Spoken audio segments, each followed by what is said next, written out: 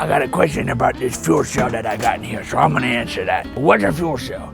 It's basically just a universal gas tank. Any make, any model, doesn't matter. They've got this, it goes sit at the bottom of the tank, and basically it keep the fluid from sloshing around, somewhat like that. The main advantage of this is that it's cheap.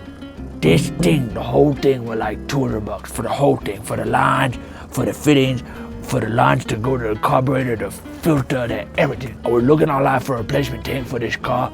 $350 for just the tank. That's none of the lines, everything. Everything else would have been like $550. $200 for the whole thing. Put the gas up in here, and you're ready to go. I hope that answered your question.